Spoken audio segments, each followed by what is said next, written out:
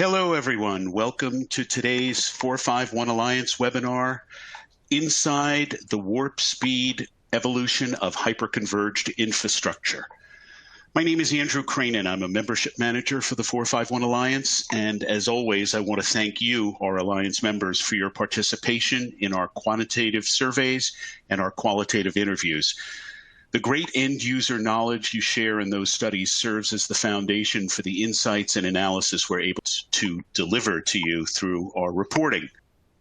And presenting today is Christian Perry. Christian is a senior analyst at 451 Research. His beat is enterprise infrastructure, and he's devoted 2 decades to analyzing emerging and disruptive technologies in that space. He's based in our Boston office and joins us this morning from his home in scenic New Hampshire. Hey there, Christian. Thanks for your presentation today.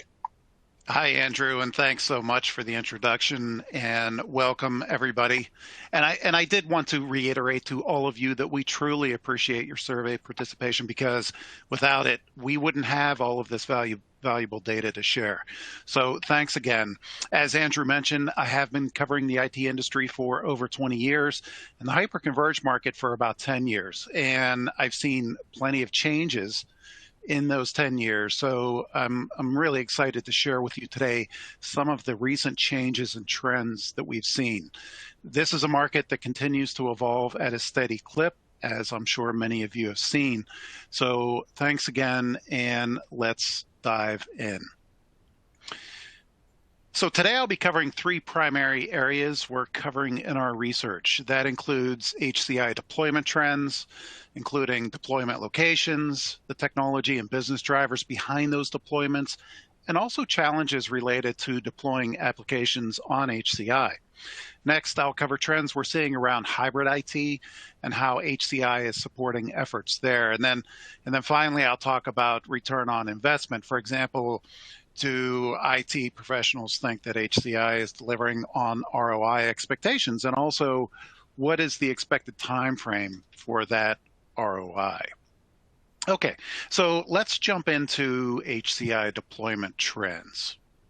So overall, the majority of HCI deployments occur in centralized or core data centers, with roughly 2/3 of deployments happening there. That's a trend that we've seen on a consistent basis over the last several years. However, if you look at the breakdown here between smaller organizations, or those that were identifying with less than 1,000 employees, and larger organizations with at least 1,000 employees, we see that core data center deployments are a bit more common in larger organizations at 68%. Compared with 63% for smaller firms. We also notice that trend with regional data center deployments, and especially co-location, where 47% of large organizations are deploying their HCI. That's not a huge surprise to us. Larger firms are more likely to be using co-location than smaller firms. But if we look ahead 3 years in terms of where organizations plan to deploy their HCI, we expect to see a jump for co-location for smaller firms.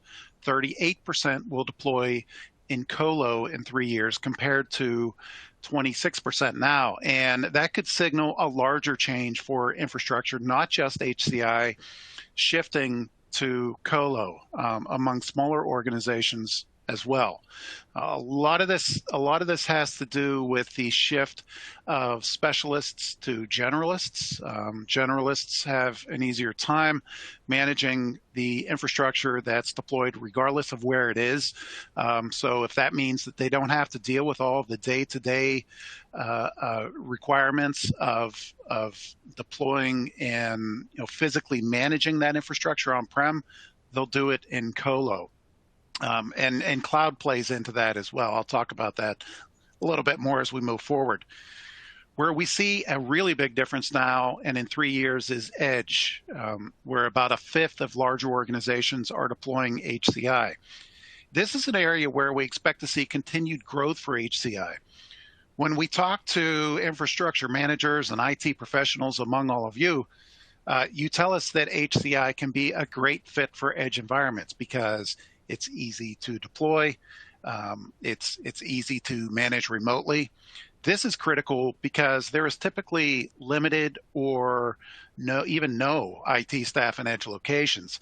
So think about retail locations, manufacturing floors, oil and gas platforms, locations like that.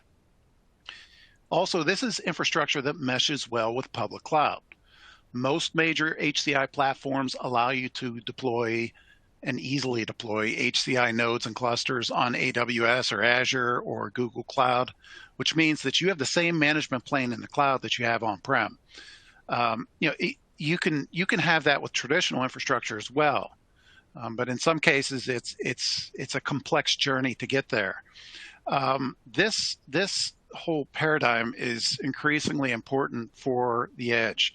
For example, if an enterprise is capturing data at the edge and doing some initial processing on the HCI in that location, it might want to send it up to the cloud for more intensive analytics. And HCI makes that process. When we're talking about hybrid cloud here, it makes it fairly seamless, especially when compared with deploying everything on standalone servers and storage arrays. So now moving on to workloads, and I apologize if this is a little difficult to read. I wanted to fit everything on here so you can get a good holistic view of what's happening from a workload level on HCI. So this is a combined view of workloads currently deployed and planned for deployment on HCI moving ahead. If we look at this combined view, we find further evidence that HCI is simultaneously growing more critical to central enterprise strategies and shifting beyond the walls of core data centers. So our survey showed that those sort of data-centric, storage-heavy workloads appear or will appear on roughly half of HCI deployments, including data. And so these are the workloads that I'm talking about: data analytics and BI at 51%, and that's right at the top. And it's been at the top for quite some time. Database and data warehousing, also a very popular workload, and disaster recovery and backup at 42% of respondents to this survey. However, we've seen some changes. So alongside these sort of long deployed workloads are application development at 46% of respondents and security at 44%. So this actually continues an emerging trend that we saw last year with those two workloads in particular. We're finding that enterprises are increasingly using those quickly deployed, easily scalable HCI platforms to serve those intrinsically elastic, demanding DevOps requirements. Security deployments also continue to flourish here. So most enterprises are seeking consistent, reliable infrastructure for security. Makes sense, because you'll run into problems on more complex and less easily managed systems. That's what we increasingly hear from you, that HCI provides a predictable experience, which is critical in terms of keeping things secure and stable. The most significant change in this year's study is the rise of IoT data ingestion and processing. That'll represent 42% of HCI workload deployments in just 2 years. So, as we look at the deployment of 5G networks and supporting infrastructure, yes, many of those remain in the early stages. The IT systems put in place at edge locations for IoT-specific use cases are crucial in terms of what is chosen, because that infrastructure has to manage huge volumes of data, including capture, including processing, and increasingly including analysis. And so we tend to think, based on our research, that HCI's edge-friendly aspects play really well into this equation, but so does its ability to ease the overall storage management process. The last place where you want storage complexity is at the edge, where you generally don't have a lot of depth in terms of IT resources, personnel resources. Okay, so moving on to what's actually driving deployments on HCI, we see a wide range of technology-related factors playing into this equation. So this includes ease of management, which we've talked about at 36% of respondents, security, 33%, infrastructure consolidation, 33%, and operational efficiency, also at about a third at 32%. However, when we look more closely at the expansion of HCI beyond the walls of core data centers, we see these technology drivers starting to change, at least compared to what they are in core data centers. So, for example, in robo and edge deployment locations, the top two drivers surge. Ease of management is cited as a driver by 50% of organizations across those locations.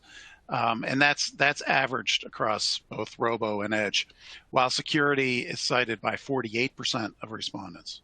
Meanwhile, other factors that have more influence in core data center deployments, such as workload performance and multi-site requirements, have less importance at the edge. We tend to think that the lack of dedicated on-site personnel at edge locations tends to influence the attraction to HCI's ease of management. But we're seeing the vendors are really working to make these platforms even more edge friendly.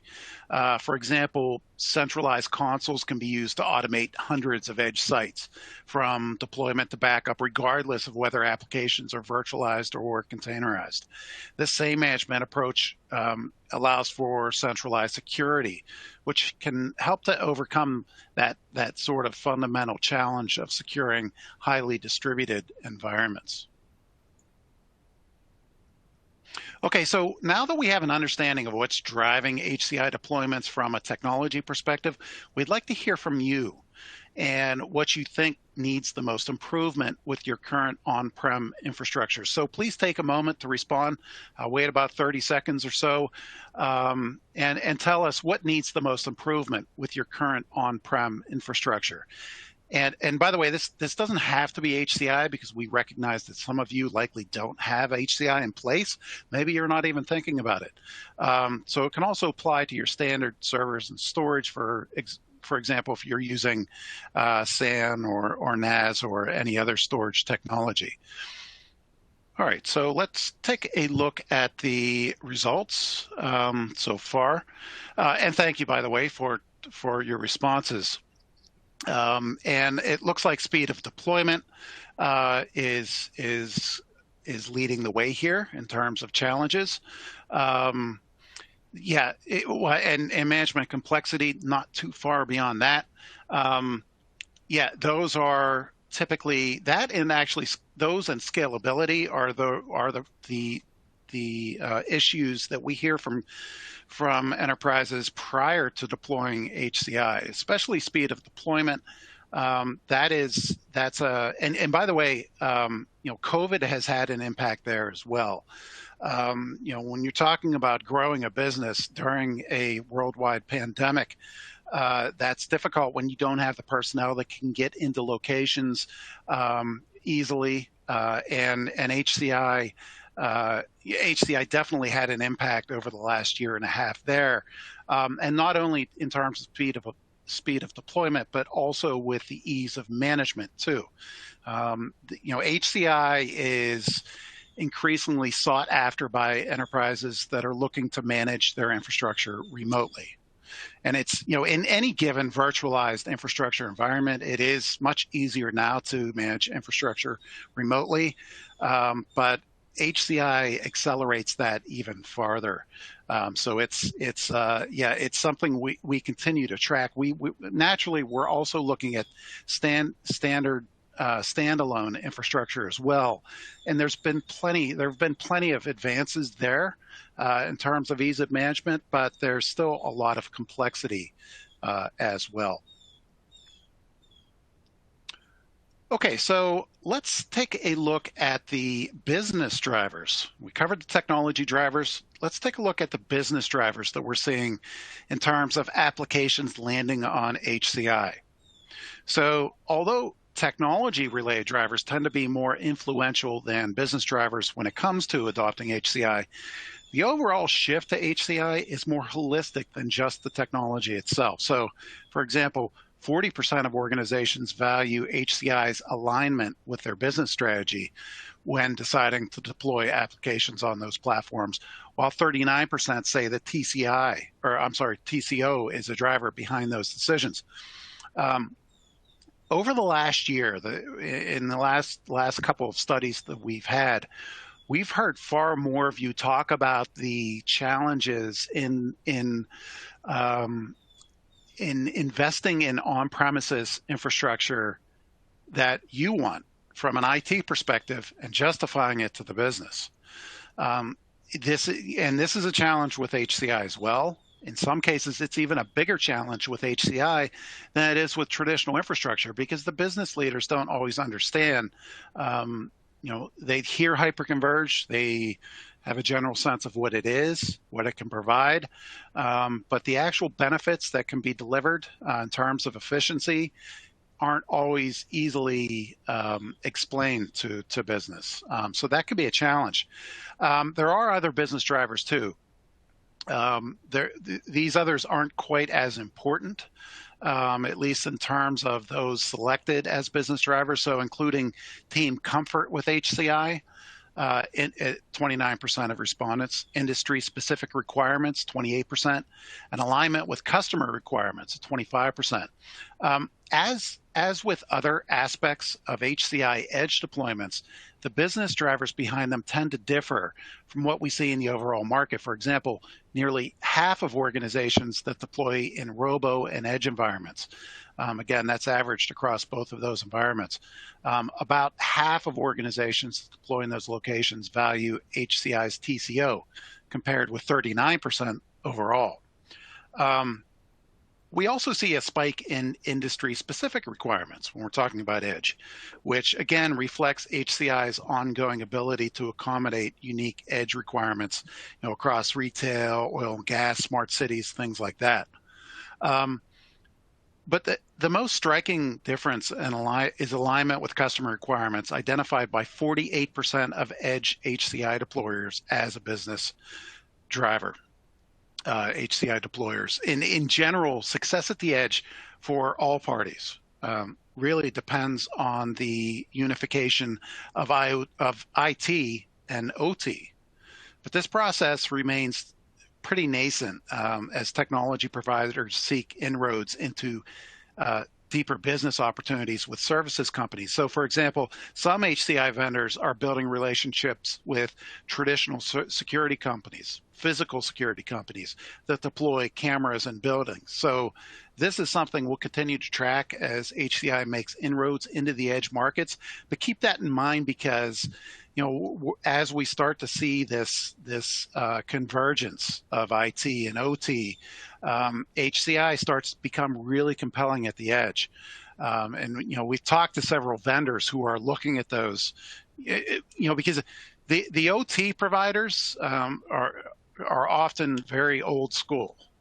You're talking about a white van heavy sort of approach to deploying infrastructure, and not so much attention paid to the software side of managing all of that infrastructure. That's where HCI comes in. So it bears watching, and we will continue to watch that. So of course, not everything is perfect with HCI, just as everything is not perfect with any infrastructure or even with public cloud. In fact, we found that enterprises encounter a fairly wide assortment of application deployment challenges on HCI, ranging from configuration issues to even performance. The most common challenge is management platform compatibility, as you see here, 32% of overall of respondents. Although we do know that HCI vendors are trying to address this with better integration with existing infrastructure platforms and management tools offered by public cloud services. The integration of existing security at 31% of respondents, and network and configuration complexity at 30% of respondents are perhaps a little more concerning, as they are both potentially dangerous challenges that can severely impact business operations if not addressed. Obviously, especially security.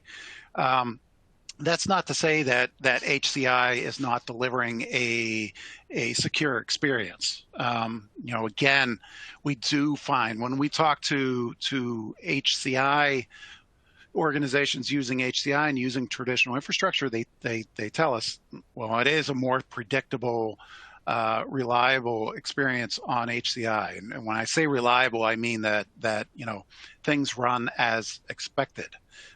So with that in mind, and there's a lot of automation going on HCI as well, including automated updates.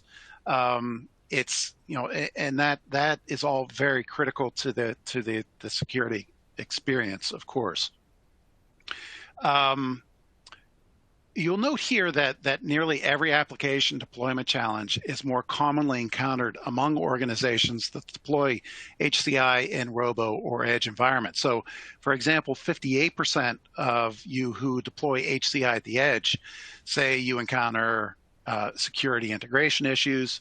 48% face issues with migration of non-virtualized workloads, so bare metal, and that's versus 28% overall. 45% of you who deploy HCI at the edge, you face application support and certification issues, and that's compared with just 25% overall. And the list goes on here. As with any infrastructure at the edge, I think that HCI challenges can easily be amplified in those locations due to the lack of enterprise level resources, including technology, including personnel. So we find that this creates a challenge for vendors, which generally aim to replicate the enterprise HCI experience at the edge for the benefit of a consistent experience. Yet modifications to parts of that experience ultimately are required to accommodate unique environmental aspects, at the edge.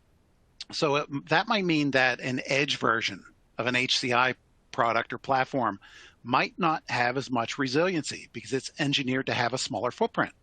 So the node requirement per cluster is smaller in some cases. But that also means that three-way replication versus two-way might not be possible. This is actually where hybrid cloud and hybrid IT, which I'll talk about coming up. Actually, I'm just about to launch that. That's where that really comes into play. Okay, so let's move on to hybrid IT and see how hybrid is evolving for those use cases. So as the lines continue to blur between private and public clouds, we find that more of you are making progress on your hybrid strategies. And according to this study, 52% of organizations using HCI have hybrid IT architecture currently in place. So that's architecture that's supporting hybrid cloud. And another 30% of you are in the process of implementing it. So only 6% of all of you that have adopted HCI have no plans to implement hybrid IT. So this essentially indicates to us that hybrid will be the prevailing ecosystem for the foreseeable future. And while hybrid IT is generally, or that progress is generally strong, it is even stronger when HCI represents a larger percentage of the overall infrastructure picture. This gets really interesting. So hybrid IT is currently in place at 66% of organizations, where HCI represents at least 51% of all of their on-prem infrastructure. So basically, the more HCI is in play, the more likely hybrid IT is up and running. So this actually supports other data in this study that also points to HCI's ability to facilitate and support hybrid cloud. So, however, we have to keep in mind that the more years that pass, the more we see certain trends that won't necessarily make HCI obsolete or anything along those lines. But they can definitely make us question whether there's any real differentiation with HCI platforms versus other infrastructure. So for example, as more traditional standalone infrastructure, so I'm talking about any servers or storage that aren't part of an HCI deployment, the more of those that are virtualized and containerized, the closer you'll get to a so-called HCI deployment. If you're running virtualized server and virtualized storage, and you're not calling it HCI, you are, for all intents and purposes, running HCI or something very close to it. Now, this isn't to diminish the worth of HCI, but HCI will need to continue to innovate to keep place or to keep a place in the infrastructure market rather than just becoming another commoditized flavor of infrastructure. There's another factor that could impact the differentiation of HCI, and that's on-prem infrastructure as a service. So things like HPE's GreenLake or Dell's Apex service. So for HPE, Dell, Cisco, and other vendors who are diving into this, it doesn't matter so much what they put in your data center as long as they're accommodating your use case. At the end of the day, this will, or it's intended to create cloud-like infrastructure in your own data center. And as we know with infrastructure as a service on cloud, what's underneath the workloads doesn't matter as much, or at least it's more invisible. And again, this assessment isn't meant to diminish HCI.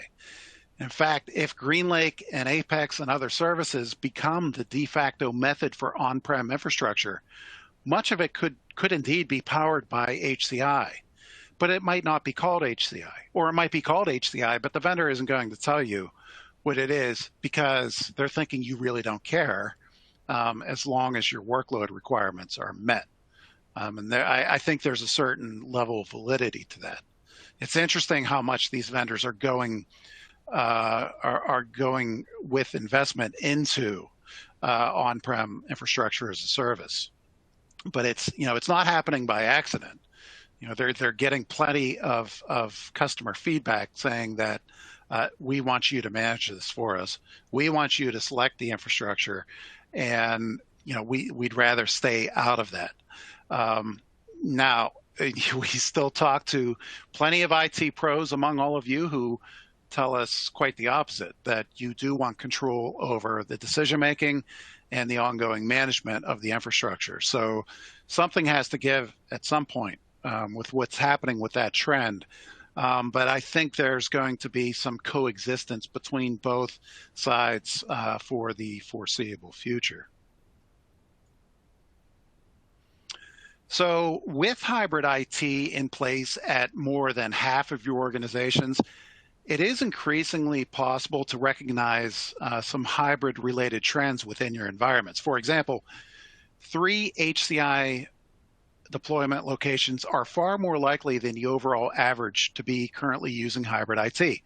That's core data centers at 65%, co-location at 68%, and edge at 71%. But if you look at that first column, the farther away HCI is from the core data center, the more likely hybrid IT is in use. Remember what I was talking about earlier about edge and the importance of hybrid IT, or the ability to connect to public cloud services, because you don't have a lot of room for infrastructure, or you might have pared down versions of infrastructure at the edge. What this indicates to us is 2 things. First, public cloud is going to play a large part with the edge because it provides capacity, performance, and other elements that aren't always possible in a small footprint. And second, HCI is a good fit for both hybrid IT and the edge. I mean, that's what you're telling us. That's what these trends appear to be saying as we move forward.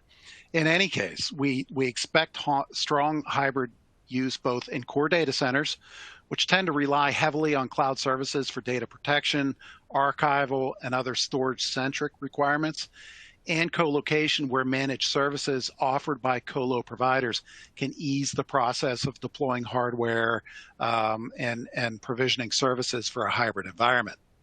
Edge is especially compelling, however, as the rise of 5G networks, as I talked about earlier, will enable your organizations to distribute data more easily between edge locations and public cloud.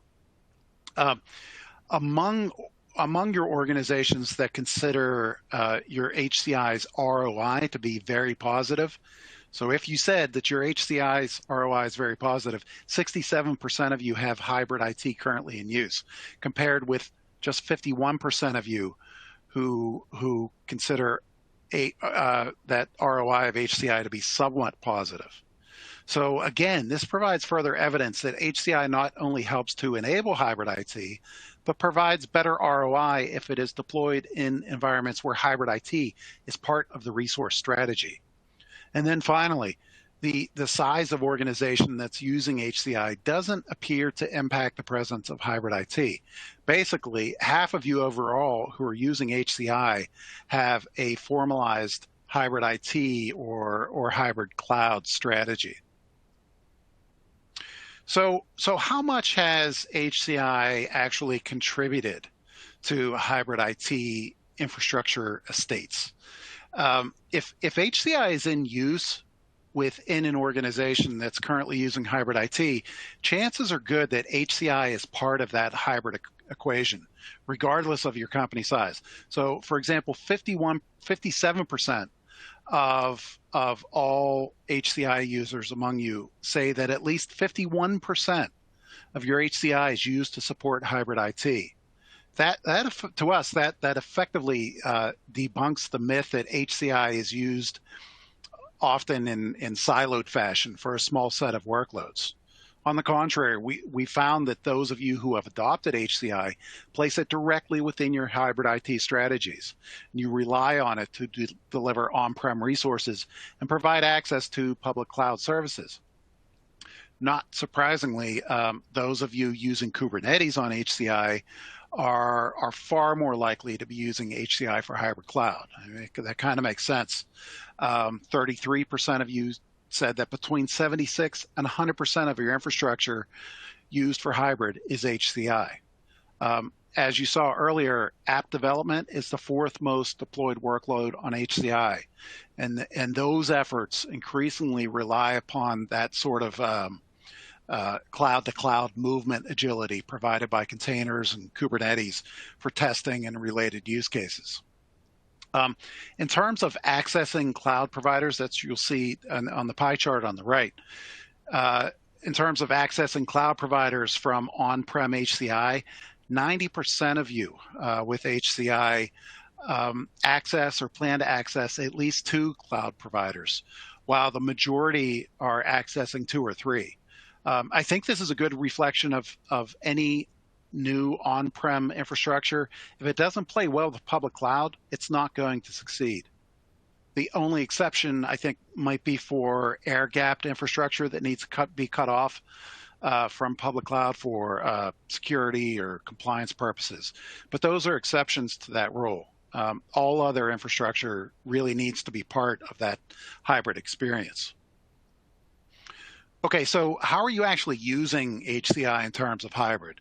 There's a wide collection of use cases that tend to drive these deployments.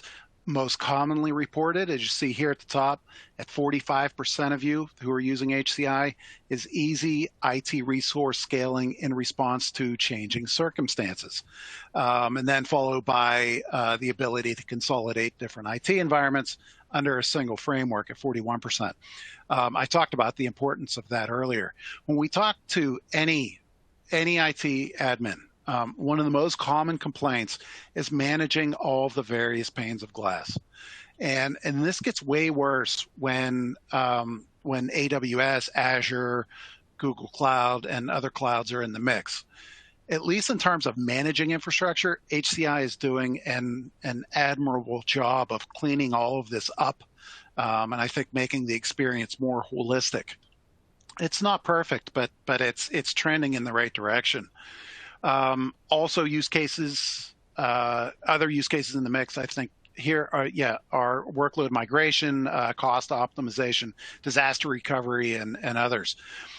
We did observe some variances in the presence of use cases in different deployment locations. So, for example, 62% of use that deploy HCI in remote branch and or edge data centers use HCI to support resource scaling for hybrid IT. In fact, all HCI use cases for hybrid IT are more prevalent in non-core environments. Again, this suggests that HCI's best fit for hybrid IT is in those environments. I think it's effective across all environments, but it does show some acceleration there. Obstacles on the road to hybrid IT are tied directly to limitations of traditional IT infrastructure. For example, cloud bursting, self-provisioning. Those can be cumbersome when multiple cloud stacks are in play across on-prem infrastructure and public cloud services. Further, integrating cloud management and monitoring tools with existing on-prem tools, that can be really complex, even if there are APIs available to seemingly ease that process. HCI can work around these challenges by allowing you to easily replicate the operating environment in any location, whether on-prem or in cloud. I do want to mention that just like HCI in general, not everything is seamless with HCI when it's used for hybrid cloud. We also asked about the challenges related to that in this study. And over a third of you, at 36%, those of you with HCI, you reported issues with security configuration. But again, that's a common problem when deploying hybrid IT across traditional infrastructure. Regardless of the underlying infrastructure, we see many of you tend to grapple with a wide range of security complexity issues in hybrid IT, including inconsistent risk assessment across environments, inconsistent authentication measures, vulnerable APIs, the list goes on and on. Other issues that related to hybrid IT on HCI include service disruption and downtime. That's typically related to the public cloud side of hybrid. Lack of skills across clouds, and application migration across clouds. These are only about 0.25% of you who said that. So it's not like 75 or 80% are saying that yeah, we have issues with this. So it's not terribly concerning. Okay, so we know that most of you who are using HCI are using it to some extent for hybrid IT. Is it working? The answer to that is yes. Despite the challenges I talked about on the last slide, you appear to be overwhelmingly satisfied with the ability of HCI to support hybrid IT. In fact, 97% of you who have adopted HCI say that HCI is at least meeting expectations for hybrid IT, and 41% of that noted that that HCI is exceeding expectations. The more prominent that HCI is in the overall architecture estate, I talked about that earlier, the more likely it's delivering on expectations. Among those of you where HCI represents at least 51% of your overall infrastructure, 100% of you say that HCI is at least meeting expectations for hybrid IT. 54% of you say that it's exceeding. And to us, that suggests that HCI's sort of hybrid effectiveness increases as its deployment footprint grows, likely due to the corresponding increase in that operational consistency across the entire environment. Lending even more credence to HCI's hybrid capabilities is the fact that we found that 97% of you agree that HCI eases the process of deploying hybrid IT in your organizations. Again, if you do have a HCI. And 52% among that group said that they strongly agree with that assessment. Again, the more prominent HCI is in the environment, the more likely you are to agree that it eases hybrid. For example, where HCI is at least 51% of the overall infrastructure. 70% of you say that it eases hybrid IT, compared with just 44% of organizations that where HCI represents 50% or less of the overall infrastructure. So again, the more HCI, the more likely it is to deliver on hybrid IT. Okay, so let's finish off with a look at the ROI, or return on investment, of HCI. Okay, so we found that 2/3 of you, at 67%, with HCI say that your HCI ROI is very positive. And here's where it gets really interesting. That percentage rises dramatically depending on that HCI saturation level within your environment. So again, if HCI is at least 51% of all of your IT infrastructure, 84% of you say your ROI is very positive, compared with just 48% that say it's very positive in environments where HCI is 50% or less of all infrastructure. Again, this suggests that the more HCI is in use for on-prem infrastructure requirements, the more likely you will achieve ROI on that deployment, or at least perceive that you're achieving ROI. Or basically, the more you're using HCI as a percentage of your infrastructure environment, or environments in the case of hybrid IT, the more likely you're going to get your money's worth. There are a lot of factors that are likely playing into this, but a big one, and this is one we've studied in the past, is the extent to which HCI users are automating IT tasks. I talked about this a little earlier. We found that most HCI users are automating at least some typical infrastructure tasks, like VM sizing and deployment. But some of you with HCI are automating a horde of IT tasks. That can really impact the bottom line in terms of overall efficiencies. There are other factors that also boost satisfaction with HCI ROI. This includes those of you who are using Kubernetes on HCI. 78% said that your HCI ROI was very positive. If you strongly agree that HCI eases hybrid cloud, 87% say that your HCI ROI is very positive.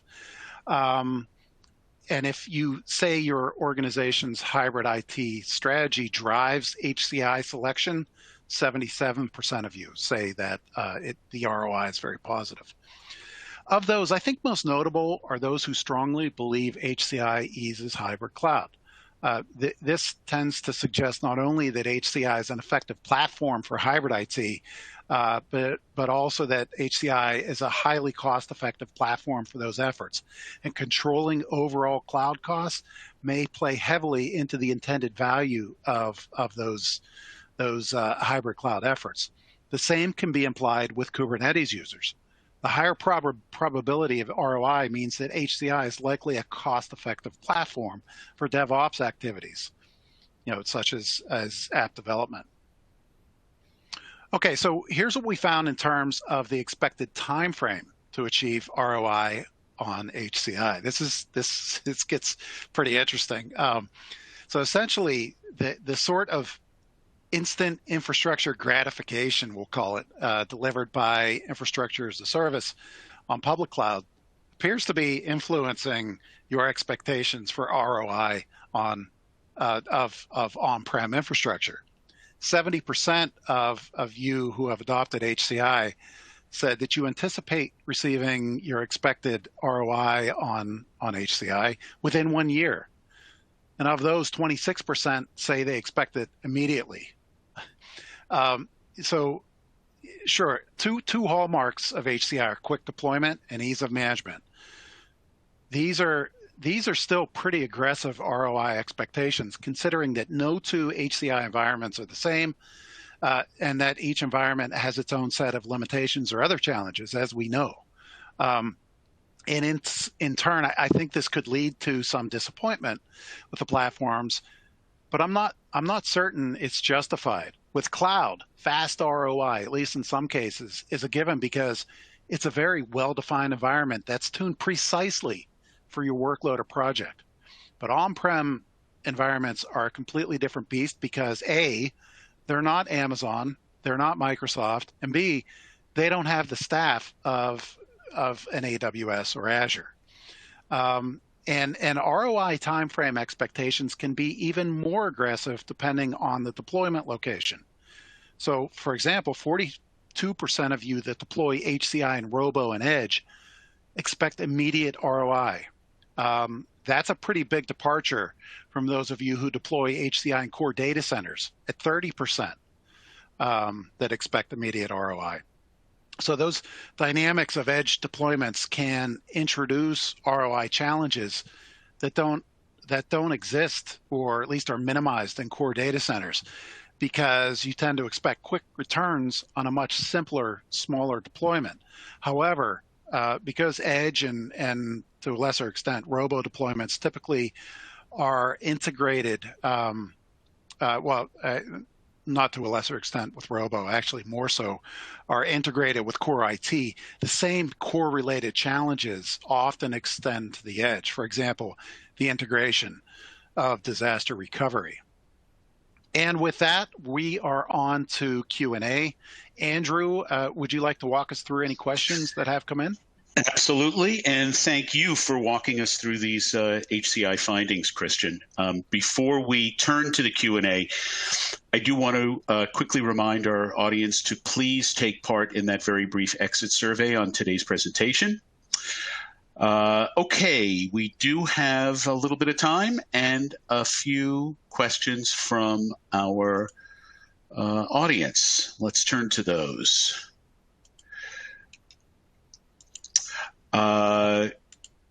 Christian, can you give some examples of how customers are using HCI for hybrid IT or hybrid cloud? Sure. Yeah, I talked about some of those more technological drivers behind selecting HCI for hybrid cloud, but one of the biggest use cases we've seen is disaster recovery. So with HCI, the process of data protection is typically simplified and actually enhanced because enterprises can set DR targets anywhere within their hybrid cloud and not worry about compatibility. So you can set targets in on-prem data centers and set a target in public cloud. And so recovery becomes a lot more reliable and stable, by the way, because it's all within the same operating platform.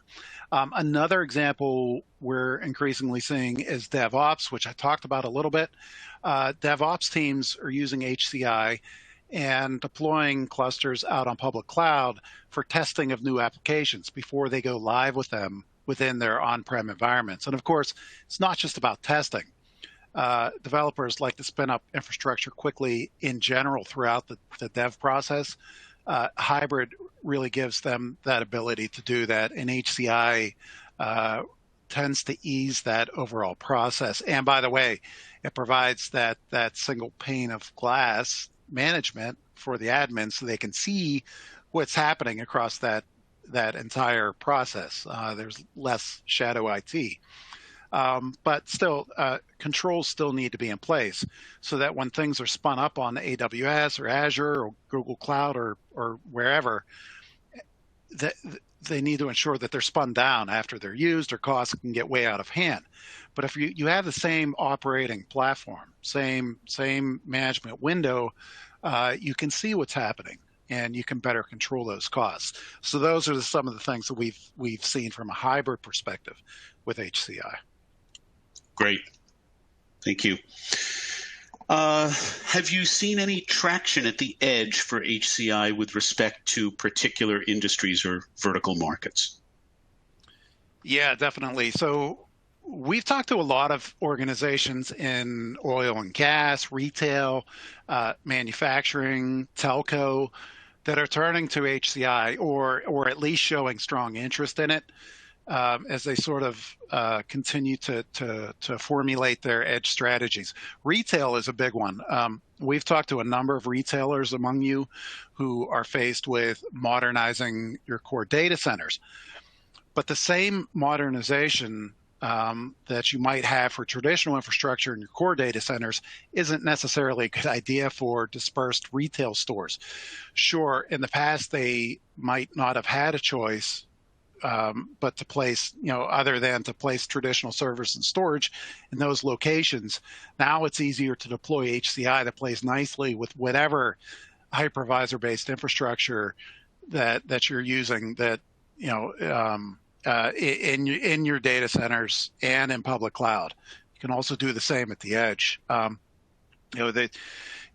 by the way, when I talk about hypervisor, I'm talking about VMs, but the rise of Kubernetes on HCI cannot be denied. It is around 45% right now of those of you who have HCI, you're using Kubernetes on HCI.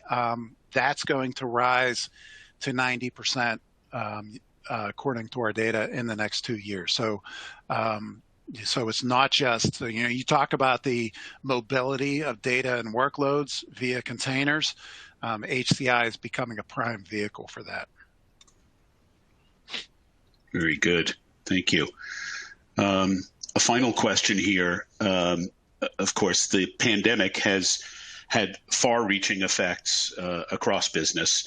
What's been the impact of COVID-19 on the HCI marketplace?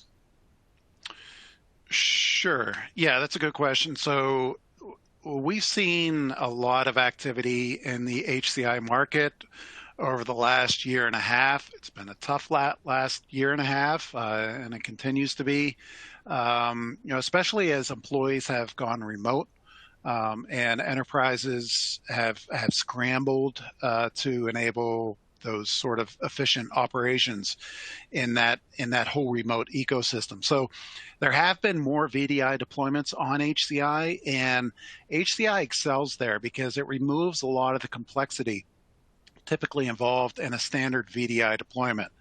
We're talking about virtual desktop infrastructure. We asked enterprises among you several times last year what was happening with your HCI spending as a result of COVID-19. Almost across the board, your spending was increasing. If you either had HCI already or you were planning to buy, those figures were higher. That investment was stronger. You also have to consider it isn't just the employees who didn't have access to their office computers. I mentioned this earlier. It was also IT staff who had limited access to the data center infrastructure. So there was a drive, and there still is to some extent, to put infrastructure in place that was more easily managed remotely and overall. And we've actually done a lot of COVID-19 research across the entire spectrum of IT. And one of the big takeaways that we have is, yes, this isn't just a trend limited to the time frame of COVID-19. A lot of the remote initiatives are going permanent, and that's definitely going to impact IT. HCI is likely going to play a significant role in that ongoing trend. All right. Thank you. That brings us to the end of today's presentation. Thank you again, Christian, and a big thank you as well to all of you for joining us today and for continuing to contribute your voice and your insights to 451 Alliance research. Another reminder to watch for a recording of this webinar and the slide deck presented today. Those will be emailed to all 451 Alliance members tomorrow. If you have any questions for us here, please feel free to reach out by email. You can get us at 451alliance@451alliance.com. And we encourage you to follow us on Twitter as well, @451alliance. We hope you found this presentation useful and that you can join us for future 451 Alliance studies and webinars. Thanks again for your continued membership and study participation. We will look for you at our next webinar on data center technologies and trends. So long, everybody. Enjoy the rest of your day.